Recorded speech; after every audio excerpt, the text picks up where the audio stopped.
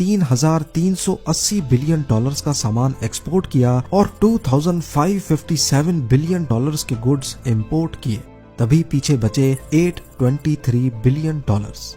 मसला तब शुरू होता है जब चाइना से निकले हुए कंटेनर्स अमेरिका या यूरोप तक पहुंचते हैं।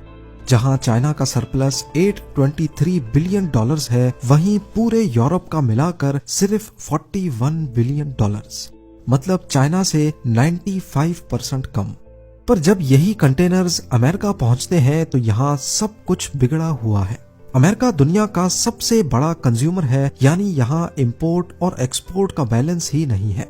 अमेरिका इंपोर्ट ज्यादा करता है और एक्सपोर्ट कम, जिसका मतलब है कि यहाँ कंटेनर्स जाते तो ज्यादा हैं, लेकिन वहां से वापस भेजने के लिए इतना माल ही नहीं होता।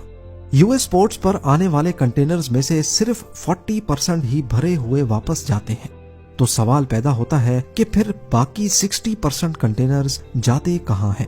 आपको लग रहा होगा कि बाकी कंटेनर्स खाली वापस लौटते होंगे, पर ऐसा नहीं है। वो कंटेनर्स पूरे अमेरिका में जंक यार्ड्स में सड़ रहे हैं। ऐसा इस वजह से होता है क्योंकि खाली कंटेनर को वापस चाइना तक भेजने में तकरीबन $3,000 का खर्चा आता है, और इसके अलावा ये खाली डब्बा जहाज में वो जगह घेरता है जिसमें भरा हुआ कंटेनर जा सकता है, जिसमें लाखों डॉलर्स का सामान है।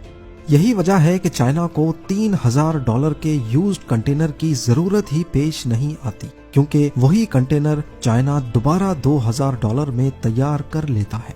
हर साल 25 लाख नए कंटेनर्स बनाए जाते हैं, जबकि पुराने कंटेनर्स की भी कोई कमी नहीं है। तो अब सवाल पैदा होता है कि यूएस और यूरोप में फंसे हुए खाली कंटेनर्स का आखिर क्या किया जाता है। बहुत से कंटेनर्स को सस्ती स्टोरेज या कंस्ट्रक्शन साइट्स के लिए बेच दिया जाता है। आजकल इनसे घर और ऑफिसेज भी बनाए जाते हैं, और जब कुछ नहीं बचता तो इन्हें पिघलाकर स्टील निकाल लिया जाता है, क्योंकि एक कंटेनर में लगभग 2 टन स्टील होता है।